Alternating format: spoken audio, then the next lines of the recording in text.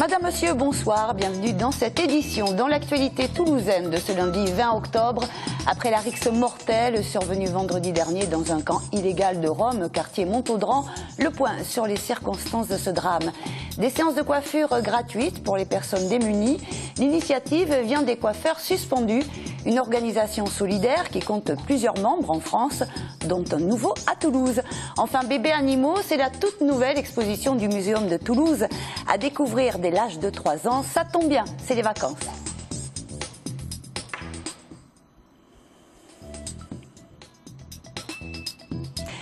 Six personnes d'une même famille de Rome ont été mises en examen hier pour homicide volontaire après la rixe mortelle qui s'est déroulée vendredi dernier dans le camp illégal de Rome, quartier Montaudran.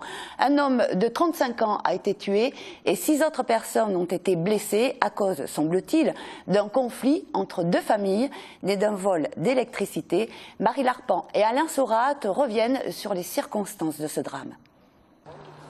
Il serait 1435 à Toulouse, selon la mairie. Ces Roms viennent à 82% de Roumanie et 18% de Bulgarie. C'est une population présente et visible, parfois reconnue coupable de faits délictueux, mais rarement de grande délinquance. Leur présence sur la voie publique, si elle est effectivement remarquée, ne donne pas forcément lieu à des évacuations ou à des interventions de police. Voilà. Donc en ce sens, il est vrai que ce n'est pas la population la plus sensible et qui préoccupe le plus la police toulousaine à l'heure actuelle. On s'aperçoit que les motifs sont plutôt futiles, donc rien ne laissait présager ce genre de différend. Néanmoins, il nous appartient de retenir que ça se règle avec des armes à feu, peut-être avec des armes blanches, donc il ne faut pas non plus négliger l'aspect assez dangereux de nos interventions dans ce cas de figure dans ces camps. Et là, on sait très bien à quoi s'en tenir et on prend toute précaution utile, bien entendu. À Toulouse, certains Roms vivent dans des campements légaux ou des logements traditionnels. 1 millier d'entre eux, en revanche, survivent dans des camps illégaux comme celui de Montaudran, qui compte plus de 150 personnes. Pour les associations, ce drame était inévitable. On s'y attendait à tous les niveaux, et pour l'étincelle qu'a mis le feu sur les questions électriques, et pour le fond, c'est-à-dire qu'on ne peut pas accepter qu'au XXIe siècle, des gens soient logés comme ils sont logés dans des campements comme celui de Montaudran, où rien n'est fait si ce n'est de la bidouille au niveau électricité, où l'accès à l'eau n'est pas toujours pérenne, et puis où il n'y a strictement rien, même pas de toilettes sèches, rien qui fasse que la vie soit un minimum vivable. Et puis se retrouver avec des communautés qui ont tant en commun au niveau du mal-vivre et qui se retrouvent à se foutre sur la gueule, c'est inacceptable. Et tout ça, ça vient aux conditions dans lesquelles ils sont hébergés. Leur demande, c'est de pouvoir se poser quelque part. Si on veut scolariser les enfants, il ne faut pas savoir où on sera dans 1 semaine, 2 mois ou 3 mois. Et il faut que quelque part, il y ait une situation un petit peu pérenne qui leur soit proposée, dans des conditions de vie dignes de ce nom. Les Roms de Toulouse font l'objet d'un suivi, recensement et accompagnement dans le cadre d'une mousse, une maîtrise d'œuvre urbaine et sociale depuis le début de l'année. Pour la municipalité, il n'y aura pas de changement de cap. Le maire a bien placé la question de principe, c'est que il a précisé qu'il refusait l'installation des camps illégaux. Là, il y a une procédure judiciaire qui existe, mais que cette fermeture des camps illégaux serait accompagnée des mesures sociales qui sont les mesures adaptées aux populations qui sont sur place, puisqu'il s'agit de populations installées et pour lesquelles il faut essayer, dans la mesure du possible, en fonction de leur volonté et des possibilités, de trouver des situations de réinsertion. L'avenir du camp de Montaudran paraît scellé. Illégal, il devrait être expulsé, mais difficile pour l'instant d'avoir des indications de délai. Et au chapitre des faits divers, après la mort d'un jeune braqueur vendredi dernier tué par la balle d'un policier de la BAC dans le quartier Saint-Cyprien, 2 nouveaux braquages ont eu lieu aujourd'hui à Toulouse.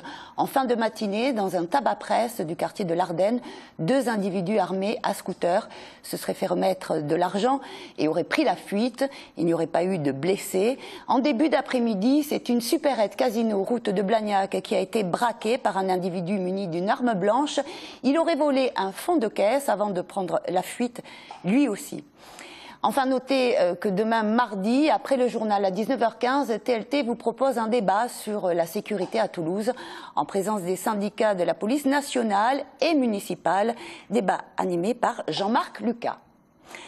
Après la baguette et le café suspendu, le concept belge arrive à Toulouse dans la coiffure. Le coiffeur suspendu permet aux personnes démunies de se faire coiffer gratuitement en centre-ville, rue de l'Industrie. Émilie de Freitas nous en dit davantage sur ce concept solidaire qui se développe en France. Être coiffeur suspendu, il fallait y penser et pourtant l'idée est très simple. Les gens voulant participer à cette action sociale peuvent rajouter quelques euros sur leur fiche ou quelques centimes, chacun ou à midi à sa porte. Ensuite, nous accrochons donc les tickets sur un panneau. Dès qu'on récolte la somme de 15 euros, on envoie des bons aux associations pour coiffer les gens démunis. À l'origine de cette solidarité, un coiffeur belge et son association Coiffeurs Suspendus. Cette rencontre, Véronique Gelby n'est pas prête de l'oublier. Aujourd'hui membre de l'association, elle espère voir le concept se répandre parmi ses confrères. J'aimerais bien que d'autres coiffeurs toulousains nous contactent, qu'on puisse leur donner les coordonnées de l'association, car si on était juste une dizaine de salons à faire ça et à coiffer au moins 10 personnes par mois, ça apporterait beaucoup de bonheur à pas mal de monde. Aussitôt lancée, l'initiative séduit tout autant les clients.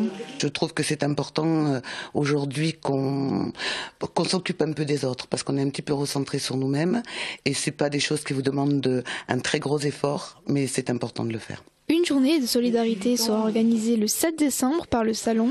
L'équipe sera aidée par des commerçants et des amis volontaires.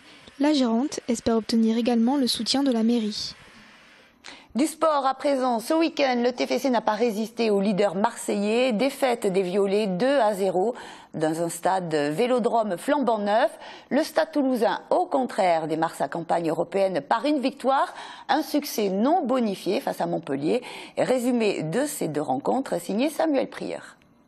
Retour en Coupe d'Europe gagnant pour les Rouges et Noirs. La Champions Cup a souri aux joueurs de Guinoves. Victorieux de Montpellier à Ernest Vallon, 30-23. Le Stade Toulousain a inscrit 3 essais plus splendides les uns que les autres. Les 2 premiers sont signés Johan Huget, rapide dans un premier temps pour aller aplatir dans l'embut montpelliérain, puis virevoltant et maître de ses appuis sur le second, façon samba. Montpellier coriace est resté au contact grâce à Nagusa et Oliver. À 20 partout, Harry Nordoki d'une Chistera à l'Est d'Oussin finir le travail en beauté. Toulouse reste invaincu face au club français en Coupe d'Europe, mais Toulouse est averti, rien ne sera simple dans cette compétition. C'est très important pour nous, bien évidemment, aujourd'hui de gagner. On savait et on connaissait les qualités de l'équipe de Montpellier. On sait que l'équipe de Montpellier est capable de gagner sur tous les terrains de France et d'Europe. C'était très très compliqué en première. Il n'y avait pas de rythme. Il y a eu beaucoup de phases statiques, de phases d'affrontement. Donc c'était éprouvant. Le contrat rempli par rapport à ça, donc on est très, très heureux. Après, on sait qu'il y a énormément de choses à revoir. Et il faudra se préparer pour un déplacement compliqué à Bath. Le club de Bath a subi une lourde défaite à Glasgow. Toulouse risque donc d'être attendu en terre anglaise dès samedi. Devant 61 846 spectateurs, nouveau record de fréquentation dans ce vélodrome New Look, le TFC a été dépassé par la Vista marseillaise, incarnée par l'inévitable André-Pierre Gignac.